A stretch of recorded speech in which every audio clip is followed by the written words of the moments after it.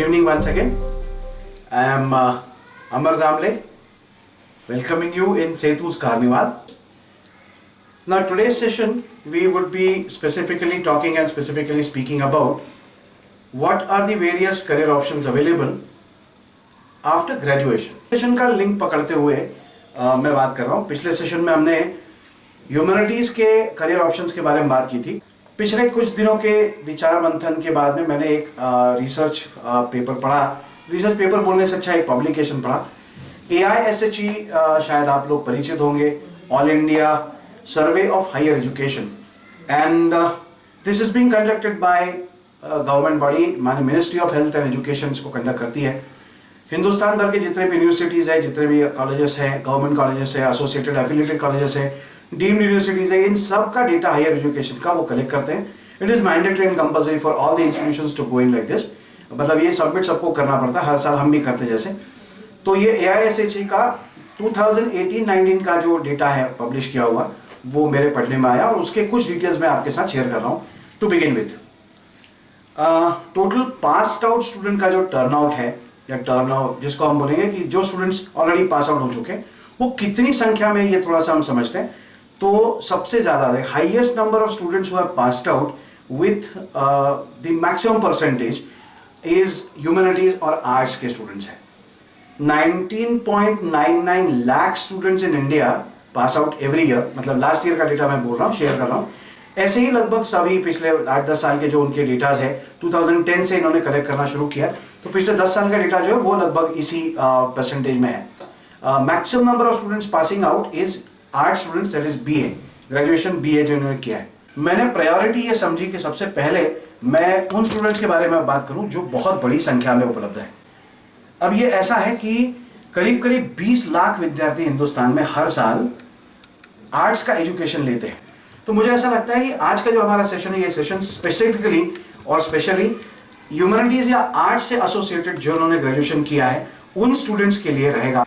और ये करने के लिए मैं सबसे पहले आपसे कुछ एग्जाम्पल शेयर करना चाहता हूँ. एक 5 एग्जाम्पल्स मैं आपके साथ शेयर कर रहा हूँ. सबसे पहला जो एग्जाम्पल है, एक स्टूडेंट का एग्जाम्पल है. इन्होंने 2016 में पास आउट किया हमारे कॉलेज से, ग्रेजुएशन ह्यूमैनिटीज में, आर्ट्स में किया. उनके विषय साइकोलॉजी था, संस्कृत था, म्यूजिक था. अब 2016 में पास आउट करने के बाद में उन्होंने डिसाइड किया कि मैंने MA करना चाहिए संस्कृत में. तो शी डिड MA इन संस्कृत. लेकिन संस्कृत में MA करते करते साथ साथ में she was a very good orator, बहुत अच्छी स्पीकर थी, वो अच्छे से अपने आप को प्रेजेंट कर सकती थी लोगों के सामने. तो प्रोग्राम जैसे कोऑर्डिनेट करती थी, तो हमने उनको सजेस्ट किया कि she should go into Air India, हमारा जो नागपुर का ऑफिस है, Akashvani Nagpur, and she got an opportunity there. तो इनको अपॉर्चुनिटी मिली, उन्होंने काम करना शुरू किया. 2 साल लगभग ये पार्ट टाइम, मतलब पोस्ट ग्रेजुएशन संस्कृत में करते करते, MA करते करते इन्होंने पार्ट टाइम आकाशवाणी नागपुर में एक पार्ट टाइम अनाउंसर की उन्होंने जॉब की. देखो कैसा होता है, हम अपने आप को डेवलप करते हैं या अपनी खुद की तैयारी सही तरीके से करते हैं, तो मुझे ऐसा लगता है कि अपॉर्चुनिटीज ऑटोमेटिकली हमारे पास में चल के आती है. ये बहुत बड़ी सबक जो है ये हमने आज लेना है. नंबर 1, कैसी अपॉर्चुनिटी? तो पुणे की आकाशवाणी में, नागपुर में जिन्होंने इनको काम दिया था और इनका काम देखा था, अच्छा काम करती है ये, तो उन्होंने पुणे में उनका रेफरेंस दिया कि पुणे में जाके आप उनसे मिलिए एंड टेल हिम कि in case there is a vacancy और there is an opportunity available, you should be given a chance. Pune में भी उनका सिलेक्शन हो गया है and post covid she will be starting working with Pune Akashvani. मुझे ऐसा लगता है कि opportunities are never lost. If you don't grab it, somebody else will do. हम इंतजार करते रहते हैं कि गवर्नमेंट जॉब मिले, परमानेंट जॉब मिले, ऐसा हो वैसा हो. बहुत सारी अपेक्षाएं हमारी होती है. हर बार वो अपेक्षा फुलफिल होगी या पूरी होगी, ऐसा बिल्कुल नहीं है. तो कहीं लगता है कि जैसे जैसे अपॉर्चुनिटी मिलती है वैसे वैसे उसको ग्रैब करके हमने आगे बढ़ना चाहिए. एग्जाम्पल नंबर 2, एक स्टूडेंट है श्रद्धा. ये भी 2 साल पहले पास आउट हुई और स्पोर्ट्स पर्सन रही है. NSS कैंप में बहुत एक्टिवली पार्टिसिपेट किया है, बहुत बातूनी और बहुत एक्सट्रोवर्ट लड़की रही है. यूनिवर्सिटी में बहुत एकेडमिकली बहुत स्ट्रांग नहीं है. देखिए, 2 अलग अलग डाइवर्सिफाइड एग्जांपल्स है. एकेडमिकली बहुत स्ट्रांग नहीं है.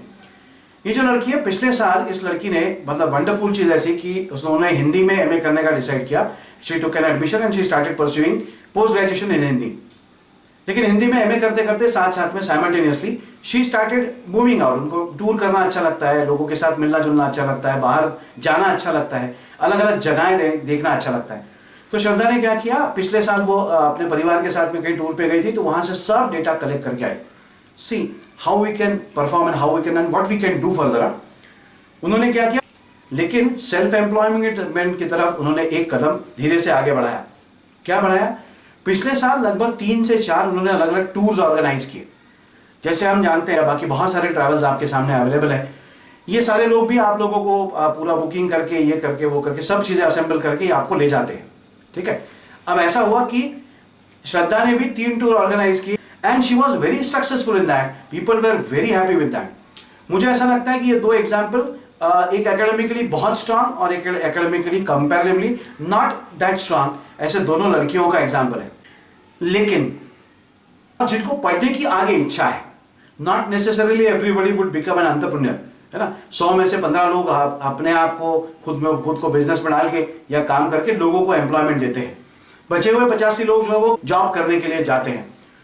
तो मुझे ऐसा लगता है जो आगे पढ़ सकते हैं, जिनको पढ़ने की इच्छा है, वो सारे लोगों के लिए आगे कौन कौन से ऑप्शन है, ये अब हम शेयर करेंगे। बीए के बाद में most common option what students opt in is post graduation in arts, जिसको हम सादी और सिंपल भाषा में एमए कहते हैं। लेकिन मैंने 4 एरियाज आइडेंटिफाई किए कि इन 4 एरियाज में जाने के लिए आपको क्वालिफिकेशन क्या क्या लगते हैं, है ना। हम उसके बारे में थोड़ी सी बात करते हैं। सबसे पहला जो एरिया, उसको हम टीचिंग कहते हैं। जब कोई बीए करता है, एमए करता है, तो ऑटोमेटिकली वो टीचिंग की तरफ बढ़ता है या उसने बढ़ना चाहिए, ऐसा कॉमनली लोगों का मानना है, ठीक है। लेकिन उसमें भी कैसी है स्टोरी, देखिए। अगर आपने बीए किया है, पोस्ट ग्रेजुएशन नहीं करना है, लेकिन टीचिंग का जॉब करना है, सिचुएशन कैसे देखो, बीए किया है, पोस्ट ग्रेजुएशन नहीं करना है, लेकिन टीचिंग का जॉब करना है, तो मेरे ख्याल से साल भर का मॉन्टेसरी का ट्रेनिंग कोर्स करो। आपके घर के आसपास में कंफर्टेबली जितने भी मॉन्टेसरी ट्रेनिंग इंस्टीट्यूशन है उसमें करो, और प्ले स्कूल्स या प्ले हाउस जो भी आपके घर के आसपास में, वहां जॉब के लिए अप्लाई करो। You can easily get a job. 3,000 से लेके तो 5-6 हज़ार रुपए तक के कंफर्टेबली आपको हर महीने में मिल सकते हैं। And the job is sound, safe, secure, छोटे बच्चों के साथ काम करना अपॉर्चुनिटी। बीए के बाद में आपने एक स्पेसिफिक सब्जेक्ट ऑप्ट किया या स्पेसिफिक सब्जेक्ट लेके आपने एमए किया, आपने बीए किया, आपने एमए किया और साथ साथ में आपने बीएड किया, ये तीनों क्वालिफिकेशंस आपके पास में, तो you are eligible to enter into high school. जैसे मैथमेटिक्स सब्जेक्ट है आपका, या केमिस्ट्री सब्जेक्ट है आपका, या बायोलॉजी सब्जेक्ट है, फिजिक्स है, टेक्निकल लाइन से एसोसिएटेड सब्जेक्ट्स आपके हैं, तो ऑब्वियसली आप बीए की जगह बीएससी करोगे, बीएससी के बाद एमएससी करोगे। लेकिन जूनियर कॉलेज और हाई स्कूल में, मतलब 10th स्टैंडर्ड तक के स्टूडेंट्स और 11th 12th के स्टूडेंट्स, उनको हम जूनियर कॉलेज कहते हैं। क्वालिफिकेशन एक जैसी है, अपॉर्चुनिटी और एक्सपर्टीज चाहिए, आपको टीचिंग की एबिलिटी आप में होनी चाहिए। This is the crux, basic उसके लिए रिक्वायरमेंट है। जैसे हम लोग हैं, तो I am associated with a senior college, मैं ग्रेजुएट और पोस्ट ग्रेजुएट स्टूडेंट्स को पढ़ाता हूं साइकोलॉजी ये सब्जेक्ट, ठीक है। तो मेरे क्वालिफिकेशंस क्या होने चाहिए, बीए, एमए, नेट सेट और पीएचडी, ये चारों क्वालिफिकेशंस आपके पास में होना चाहिए, तो ही फिलहाल आप एलिजिबल होते हो सीनियर कॉलेज के लिए। तो टीचिंग में अगर आपको जाना है, ये एक डोमेन की मैं बात कर रहा हूं, I am talking about only one domain. Teaching में अगर आपको जाना है तो ऑब्वियसली आपके पास में इस तरह से क्वालिफिकेशन होने चाहिए। आइडेंटिफाई पहले ये करेंगे कि आपको कहां काम करना है, आपको मॉन्टेसरी में काम करना है, मिडिल स्कूल में काम करना है, आपको हाई स्कूल में काम करना है, जूनियर कॉलेज में काम करना है, कि सीनियर टीचर बनना है, आपको सीनियर कॉलेज का टीचर बनना है। ये पहले आप तय करो आपकी एबिलिटी के ऊपर, और उसके बाद में go into for the qualifications. ऐसी ब्लाइंडली किसी ने बोल दिया तो आपने क्वालिफिकेशन ले लिया, ऐसे मत करना। उसके बाद में सेकंड जो डोमेन है, वो सेकंड डोमेन सॉफ्टवेयर की तरफ लेके जाता है। तो लोग बड़ी सवाल उठाते हैं, क्वेश्चन मार्क करते हैं कि भाई बीए करने के बाद सॉफ्टवेयर में क्या करेगा। मेरे ख्याल से इंडस्ट्री जो आपकी आईटी इंडस्ट्री है या सॉफ्टवेयर से एसोसिएटेड जो लोग काम करते हैं, उनके लिए शायद ये कुछ हद तक के मटेरियल होगा कि आपके पास एजुकेशनल बेसिक क्वालिफिकेशन शायद क्या है। जॉब ओरिएंटेड भी जो आगे के आपके कॉम्पिटिटिव एग्जाम्स आएंगे उसके बारे में हम बाद में बात करेंगे, लेकिन सॉफ्टवेयर इंडस्ट्री में भी ऐसे ही ये मटेरियल है कि आपके पास में बेसिक क्वालिफिकेशन क्या है। आपने बीएससी किया है, बीए किया, बीकॉम किया, लेकिन आप सॉफ्टवेयर पे जा सकते हो। कैसे? बीए आपने किया है, आप वेब डेवलपर बन सकते हो। 6 महीने के, साल भर के अलग अलग कोर्सेज अवेलेबल है। मैं समझता हूँ गवर्नमेंट पॉलिटेक्निक जो होते हैं वहां पे ये बहुत रेगुलर बेसिस पे ये कोर्सेज रन होते हैं। प्राइवेट इंस्टीट्यूशंस भी बाहर बहुत सारी जो आपको ये कोर्सेज करवाती है। 6 months 1 year का कोर्स करके आप उसमें एक्सपर्टीज हासिल कर सकते हो। सर आपके पास एक्सपर्टीज होनी चाहिए, चाहे किसी भी चीज में हो। जैसा मान लो कोई सेलिंग का काम करता है या बेचने का काम करता है, तो he needs to have an expertise into that. तो हर एरिया में आपके पास में कुछ एक पार्ट की एक्सपर्टीज होनी चाहिए।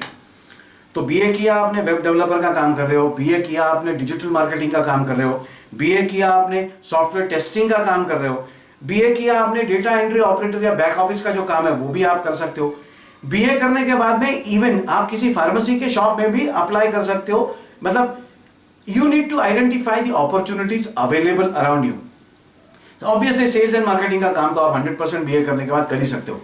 ये कुछ सॉफ्टवेयर से एसोसिएटेड और मार्केटिंग से एसोसिएटेड जॉब्स है जहां पे आप जाते हो। इसके बाद में क्वालिफिकेशन वाइज अगर हम देखें, एमए किया जा सकता है मास कम्युनिकेशन में।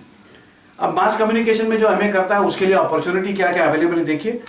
फिल्म्स एंड टीवीज है, पब्लिशिंग है, पब्लिशिंग हाउसेज जैसे बड़े बड़े होते हैं, फॉर एग्जांपल नवनीत पब्लिशिंग है या राजहंस पब्लिशर्स है या अलग अलग पब्लिशर्स होते हैं, तो उनके यहाँ पे आप काम कर सकते हो। पब्लिक एडमिनिस्ट्रेशन में आप काम कर सकते हो। जर्नलिज्म है, एडिटिंग है, उसके बाद में डायरेक्शन है, फिल्म आर्ट डायरेक्शन जिसको हम कहेंगे। मीडिया से एसोसिएटेड एडवर्टाइजिंग एजेंसीज हो गई, बड़े बड़े एडवर्टाइजिंग हाउसेस है, ग्राफिक डिजाइनिंग या ग्राफिक्स है जिसमें आप काम कर सकते हो। सॉफ्टवेयर से एसोसिएटेड ये एरियाज है। इसके अलावा मीडिया से जुड़ा हुआ रेडियो जॉकी या एफएम रेडियो जहां पे आप कंफर्टेबली काम कर पाओगे। कॉर्पोरेट कम्युनिकेशंस है, हॉस्पिटैलिटी मैनेजमेंट है। बीए करने के बाद जैसे सबसे पहले साइंस स्ट्रीम के बारे में जब मैंने बात की थी तो आपको याद होगा मैंने बोला था कि बीए करने के बाद इवन आप नर्सिंग भी कर सकते हो। 1 साल भर का मिडवाइफ का एक नर्सिंग का कोर्स होता है, एएनसी जिसको हम कहते हैं, वो करके आप नर्सिंग इस एरिया में भी आगे एंटर कर सकते हो। साउंड इंजीनियर, साउंड मिक्सर या साउंड रिकॉर्डिस्ट।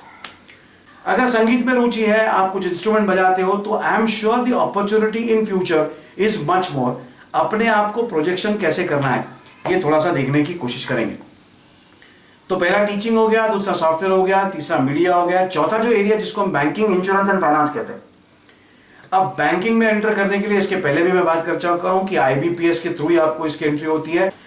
लेकिन इंश्योरेंस के साथ में, बैंकिंग और इंश्योरेंस के साथ साथ में you can enter into various other area जहां पे बैक ऑफिस के साथ साथ में आप अलग अलग डेटा के साथ में काम कर सकते हो। बीए करने के बाद में ऑब्वियसली 3 साल का आप एलएलबी कर सकते हो जहां पे आप अपने आप को एज अ लॉ प्रैक्टिशनर करके आप प्रोजेक्शन दे सकते हैं and you can practice law. उसमें भी बहुत डोमेन्स है, लॉ के बारे में हम इन डिटेल्स बाद में बात करेंगे। इसके अलावा आप बीबीए के बाद में इमीडिएटली आप एमबीए कर सकते हो। देखिए कैसा है एरिया, बीए के साथ में आप एमए कर सकते हो और एमबीए भी कर सकते हो, है ना। अभी तो नई एजुकेशन जो पॉलिसी आई है, इस नई एजुकेशन पॉलिसी में एक साथ आप 2 डिग्रियां भी कर सकते हो। उसके डिटेल्स शॉर्टली आने वाले हैं। तो मुझे ऐसा लगता है कि डिग्रियां लेने में प्रॉब्लम नहीं है। देखिए मैं एक एक चीज शेयर कर रहा हूं। बीए के बाद एमए कर सकते हैं, बीए के बाद में एलएलबी कर सकते हैं, बीए के बाद में मास कम्युनिकेशन में जा सकते हैं, बीए के बाद में आप सॉफ्टवेयर इंडस्ट्री में जा सकते हैं, बीए के बाद में आप बैंकिंग के एरिया में जा सकते हैं, बीए के बाद में कंफर्टेबली आप पोस्ट ग्रेजुएट डिप्लोमास भी कर सकते हो। वेरियस बी वोकेशनल कोर्सेज है, 3-3 साल के वोकेशनल कोर्सेज भी अवेलेबल है आर्ट्स के कॉलेजेस में और इवन कॉमर्स एंड साइंस के कॉलेजेस में भी, जो आपको स्पेसिफिक वोकेशन के लिए, मतलब स्पेसिफिक प्रोफेशन के लिए तैयार करते हैं। जैसे हॉस्पिटैलिटी मैनेजमेंट है, जैसे टूरिज्म है, जैसे ब्यूटी कल्चर है, जैसे रिटेल मैनेजमेंट है, फार्मास्यूटिकल रिटेल मैनेजमेंट है, बहुत सारे वोकेशनल कोर्सेज है। इवन म्यूजिक से जुड़े हुए हमारे यहाँ के नागपुर सिटी के कुछ कॉलेजेस में वोकेशनल कोर्सेज है। And I very strongly believe कि फैशन डिजाइनिंग है, इंटीरियर डिजाइनिंग से किए हुए कुछ पोस्ट ग्रेजुएट डिप्लोमाज है। उसके बाद में इंटरनेशनल बैंकिंग है, होटल मैनेजमेंट है, हॉस्पिटैलिटी नर्सिंग है, फिनांस एरिया है, और सबसे इंपॉर्टेंट जो मैं आज शेयर करना चाहता हूं वो है बीए विथ मैथमेटिक्स। लेकिन ये और एक एरिया जो है, जो अछूता है, जो छूटा हुआ है। मुझे ऐसा लगता है कि निश एरिया में या ऑफबीट एरिया में बीए विथ मैथमेटिक्स भी होता है और ये वंडरफुल प्रोफेशंस आगे ले जाता है। हमने कभी जिंदगी में ऐसा सोचा नहीं है, ऐसे भी प्रोफेशंस होते हैं। हमने बीए लिया हुआ है मैथमेटिक्स के साथ। हिंदुस्तान भर में करीब 750 ऐसी इंस्टीट्यूशंस है जहां पे ये कोर्स अवेलेबल है। 12th स्टैंडर्ड में अगर आपका मैथमेटिक्स है, जैसे हमने बात की थी, आर्ट्स में भी एक ऑप्शन आपके पास रहता है मैथमेटिक्स का। तो मैथमेटिक्स का इंपॉर्टेंस जिंदगी भर वैसे खत्म नहीं होता, लेकिन मैथमेटिक्स के साथ आप एजुकेशन कंटिन्यू क्या कर सकते हो। देखिए बीए मैथमेटिक्स किया हुआ है, अब आगे क्या अपॉर्चुनिटीज अवेलेबल है, तो आप एमए कंटिन्यू कर सकते हो मैथमेटिक्स एंड स्टैटिस्टिक्स में, ठीक है, जिससे आप अकाउंटेंसी एरिया में जा सकते हो। हालांकि बीकॉम नहीं है, मतलब कॉमर्स नहीं है आपका, फिर भी आप अकाउंटेंसी एरिया में जा सकते हो। इसके अलावा एक्यूरल साइंस, जिसको हम कहते हैं मैनेजमेंट रिस्क एंड अनसर्टेनिटी का जो मैनेजमेंट होता है, जो हर जगह पे इंश्योरेंस सेक्टर में बोलो या बैंकिंग सेक्टर में बोलो, जहां पे जरूरत पड़ती जिसकी, तो ये जो एरिया है इसमें आप 100% काम कर सकते हो। इसके अलावा आप कंप्यूटर प्रोग्रामर का काम कर सकते हो। मैथमेटिक्स बहुत इंपॉर्टेंट, कैसे देखिए। उसके अलावा इन्वेस्टमेंट मैनेजर का आप रोल कर सकते हो या काम कर सकते हो। Numerical analyst, surveyor, statistician and system analyst. These are the some areas which you can work along with. Specific if you have done BA along with mathematics, मतलब 4 विषय आपके लैंग्वेज के साथ में एक, और मैथमेटिक्स एक अलग से सब्जेक्ट। लेकिन सबसे ज्यादा पॉपुलर मास्टर्स जो करते लोग, एमए जिसकी हम बात कर रहे हैं, जैसे मैंने बोला आपको कि 20 लाख स्टूडेंट हिंदुस्तान में अगर बीए करते हैं तो करीब 6 लाख स्टूडेंट्स एमए करते हैं। ये कौन कौन से विषय में एमए करते हैं, इसकी पॉपुलैरिटी कैसी हम देखते हैं। तो सबसे इंपॉर्टेंट कुछ 20-22 सब्जेक्ट्स है, वो मैं आपके साथ शेयर करता हूं, जो एमए में आप कर सकते हो। हर एरिया के कॉलेजेस में अलग अलग मास्टर्स के डिग्रियां होती है, हो सकती है, और एरिया वाइज बोलो या कॉलेज वाइज बोलो, आपको मास्टर्स की डिग्रियां मिल सकती है। तो पॉपुलैरिटी वाइज देखें, MA economics, political science, psychology, education, English में लैंग्वेज एंड लिटरेचर, उसके बाद में MA in career counselling, archaeology, fine arts, foreign languages. अब ये फॉरेन लैंग्वेजेस में जर्मन आ गया, फ्रेंच आ गया, रशियन आ गया, बहुत सारे, स्पेनिश आ गया, जापानीज आ गया, बहुत सारे लैंग्वेजेस में एमए होता है। उसके बाद में कल्चरल स्टडीज, उसके बाद history, then developmental studies, geography, mathematics जैसा मैंने बोला आपको, music, disaster management, fashion designing, anthropology, philosophy, social work, geology, sociology and Sanskrit. इतने सब्जेक्ट्स में सबसे ज्यादा मात्रा में बच्चे हमारे जो है वो पोस्ट ग्रेजुएशन करते हैं। बीए करने के बाद एक कॉमन परसेप्शन लोगों का ये है कि मुझे गवर्नमेंट जॉब चाहिए। एमए करते करते मैं 2 साल गवर्नमेंट जॉब के लिए भी अगर प्रिपेयर करती हूँ अपने आप को, तो गवर्नमेंट जॉब कौन सा चाहिए। जैसे महाराष्ट्र में आप रहते हो तो महाराष्ट्र सर्विस पब्लिक कमीशन है ना, एमपीएससी जिसको हम कहते हैं, महाराष्ट्र पब्लिक सर्विस कमीशन। अब ये जो सर्विस कमीशन होते हैं या एमपीएससी होती है, ये साल में एक एग्जाम होती है, और ये एग्जाम अपीयर होते हैं, उसकी प्रीलिम्स होती है, फिर मेंस होता है, फिर सिलेक्शन होता है, पर्सनल इंटरव्यू होता है, बहुत प्रक्रिया प्रोसेस होती है। लेकिन एक कॉमन परसेप्शन लोगों का होता है कि हमने इसकी भी प्रिपरेशन करनी चाहिए। मुझे ऐसा लगता है बीए के बाद में आप पोस्ट ग्रेजुएशन करते हो तो वो ज्यादा बेटर होगा आपके लिए, along with the preparation of job oriented competitive exams. ये भी करते करते साथ साथ में यू कैन स्टार्ट वर्किंग। ऐसा बिल्कुल नहीं जो नौकरी करता है वो पढ़ नहीं सकता, जो पढ़ता है वो नौकरी नहीं कर सकता। दोनों चीजें पैरेलल साथ साथ में होती है। सिर्फ आपके पास में जीरो नहीं चाहिए, वो काम करने का जज्बा और वो एंथुसियाज्म होना चाहिए जिससे कि आप आगे बढ़ पाओ। तो बीए के बाद में एमए किया जा सकता है। बहुत सारे अलग अलग एरियाज है आपके लिए आइडेंटिफाई करके रखे हुए जहां पे आप जा सकते हो। चॉइस कैसे करना है ये हमने बात की थी इसके पहले भी। आपके इंटरेस्ट के ऊपर डिपेंड करेगा, आपके एप्टीट्यूड या आपकी एबिलिटी के ऊपर डिपेंड करेगा, जो अपॉर्चुनिटी अवेलेबल सराउंडिंग में उसके ऊपर डिपेंड करेगा, आप क्या सोचते हो आप बेहतर कर पाओगे इसके ऊपर भी डिपेंड करेगा, आपके पास में कौन कौन से रिसोर्सेस अवेलेबल है इसके ऊपर डिपेंड करेगा आप आगे क्या करोगे। तो कौन कौन सी यूनिवर्सिटीज या कौन कौन से बेहतरीन कॉलेजेस अवेलेबल है जहां पे आप अपना पोस्ट ग्रेजुएशन कंटिन्यू कर सकते। अगर मैं लिस्ट निकालता हूं हिंदुस्तान के टॉप यूनिवर्सिटीज की तो उसमें से जेएनयू एक पहला नाम आता है, जवाहरलाल नेहरू जेएनयू जिसको हम कहते हैं। उसके बाद है बीएचयू बनारस हिंदू यूनिवर्सिटी एक आती है नंबर 2। उसके बाद में हैदराबाद यूनिवर्सिटी, कोलकाता विद्यापीठ, उसके बाद न्यू दिल्ली का विद्यापीठ पॉलिटिकल साइंस के लिए, जैसा मैंने इसके पहले भी बात की थी आपसे, one of the best universities available in India. उसके बाद में अलीगढ़ का university, Jamia Millia new Delhi and विश्व भारती यूनिवर्सिटी। ये कुछ यूनिवर्सिटीज के नाम है जो बेहतरीन पोस्ट ग्रेजुएशन के लिए बेहतरीन मानी जाती है, समझी जाती है। अब ऐसा क्यों, तो अपॉर्चुनिटी वहां से बेटर मिलेगी, एक्सपोजर वहां से बेटर मिलेगा, शायद पॉलिटिक्स में एंट्री होगी, शायद अलग अलग डोमेन्स में आपको एक्सपोजर, वाइड स्पेक्ट्रम का एक्सपोजर मिलता है। कुछ ऑटोनॉमस इंस्टीट्यूशंस भी हैं जो बेहतर एजुकेशन फैसिलिटी आपको देते हैं। हाँ, हालांकि वो थोड़ी कॉस्टली है नो डाउट, क्योंकि गवर्नमेंट कॉलेजेस जो है वो उनमें इकोनॉमिक्स मतलब आई मीन टू से फाइनेंशियल जो है कंपैरेटिवली कम रहेंगे, पैसे जितने कम लगेंगे वो गवर्नमेंट इंस्टीट्यूशन में लगेंगे। प्राइवेट ऑटोनॉमस इंस्टीट्यूशन में आप जाएंगे तो ऑटोमेटिकली आपको पैसे थोड़े ज्यादा लगेंगे। One of the autonomous institutions, best places to study further education के लिए बेहतरीन जगह है, एक सिम्बायोसिस यूनिवर्सिटी है, उसके बाद में आपकी अमिटी यूनिवर्सिटी है। इसके अलावा एक और रास्ता आपके लिए सबके लिए खुला है। मान के चलते कि हम कॉलेज नहीं जा सकते, मान के चलते हमारा ग्रेजुएशन हो गया है, बीए मैंने कर लिया है, अब मुझे पोस्ट ग्रेजुएशन करना है, मान लीजिए हिस्ट्री में या साइकोलॉजी में मुझे पोस्ट ग्रेजुएशन करना है। तो ऐसी एक यूनिवर्सिटी है जहां पे पूरे दुनिया भर में करीब 5 करोड़ लोग पढ़ते हैं। इस यूनिवर्सिटी को हम इग्नू कहते हैं, इंदिरा गांधी ओपन यूनिवर्सिटी। मुझे ऐसा लगता है कि यहां से आगे इसके बारे में भी एक विचार हमने करना चाहिए, क्योंकि पोस्ट कोविड सिचुएशन में अगर आपकी आज डिग्री हो गई है तो आने वाले 6 महीने आप कॉलेज जाओगे कि नहीं जाओगे, आपकी एडमिशन होगी कि नहीं होगी, आई डोंट नो, लेकिन ऑनलाइन तो आप 100% पढ़ ही सकते। तो इग्नू एक ऑप्शन हमारे लिए, एक और विकल्प हमारे पास में आता है। इवन जिन्होंने बीकॉम किया है, बीएससी किया है, ये स्टूडेंट्स भी इग्नू में पढ़ सकते हैं। बीई की जिन्होंने किया हुआ है, हम उसके बारे में इन डेप्थ अगले सेशन में बात करने वाले हैं, लेकिन ये सारे स्टूडेंट्स भी इग्नू के जरिए बहुत सारे पोस्ट ग्रेजुएशन कर सकते हैं। अब अगर मैं कॉलेजेस के नाम स्पेसिफिकली बोलता हूं, क्योंकि शायद किसी ने सवाल पूछा है कि सर बताइए कौन कौन से टॉप मोस्ट कॉलेजेस हैं हिंदुस्तान के, तो सबसे पहला नाम जो है वो दिल्ली यूनिवर्सिटी में आता है। दिल्ली यूनिवर्सिटी का श्रीराम कॉलेज ये टॉप नंबर पे। आप सालों साल से देखते जाइए, 90% के ऊपर में ही यहाँ की admission 90% specific subject wise close होती है। उसके बाद में लोयोला कॉलेज है चेन्नई में, जो कि अगेन बहुत पॉपुलर है, स्टूडेंट्स इसको बहुत आउट करते हैं। सेंट जेवियर्स कॉलेज है मुंबई का, जैसे कि आप जानते हो। क्राइस्ट यूनिवर्सिटी या क्राइस्ट कॉलेज है बैंगलोर का, जो कि बहुत पॉपुलर है। मिरिंडा हाउस है जो न्यू दिल्ली में। हंसराज कॉलेज है, प्योरली ह्यूमैनिटीज का या आर्ट्स का कॉलेज है न्यू दिल्ली में। और इसके अलावा फर्ग्यूसन कॉलेज, जैसा कि आप जानते हो, पुणे में पोस्ट ग्रेजुएशन के लिए one of the best institutions. Mithibai college of arts इन बॉम्बे। ये ऐसे चंद कुछ कॉलेजेस हैं जो बेहतरीन समझे जाते हैं graduation and even post graduation के लिए। अब इसमें एक चीज बहुत इंपॉर्टेंट समझ लीजिए, सब यूनिवर्सिटीज के रूल सेम है। नए अमेंडमेंट के जरिए जो नए एजुकेशन पॉलिसीज आई है, उसके जरिए every university is going to follow 2019 के जो नॉर्म्स है उसी को फॉलो करने वाली है।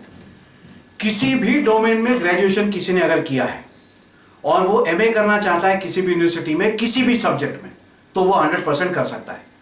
मतलब अगर मैंने बी फार्मेसी किया हुआ है और मुझे एमए इंग्लिश करना है तो मैं कर सकता हूं। मैंने अगर एमबीबीएस किया है और मुझे एमए करना है साइकोलॉजी में तो मैं 100% कर सकता हूं। मैंने अगर बीएससी किया हुआ है और मुझे हिस्ट्री सीखना है तो मुझे एमए हिस्ट्री में करने का मौका 100% मिलेगा। नई एजुकेशन पॉलिसी आपको ये सारे अपॉर्चुनिटीज अवेलेबल करवा के देता है, जो शायद इसके पहले पूरी तरह से नहीं थी। यहां मैं रुकता हूं, आपके कुछ सवालों के जवाब जो है वो जवाब मैं देना चाहता हूं। एंड नॉट ओनली दैट, अगला जो हमारा सेशन होगा उसमें हम बीएससी और बीकॉम के स्टूडेंट्स के बारे में बात करेंगे कि अब हमारा ग्रेजुएशन बीकॉम में मतलब कॉमर्स में हुआ है, हमारा ग्रेजुएशन बीएससी में हुआ है, तो हमने क्या करना चाहिए, कौन कौन सी इंडस्ट्री हमारे लिए सूटेबल या फेवरेबल होगी, कहाँ हमने जाना चाहिए, कहाँ से पोस्ट ग्रेजुएशन हमने करना चाहिए, ये हम देखेंगे इन शॉर्ट। तो हम लोग यहीं रुकते हैं आज के लिए। So thank you very much, have a nice time.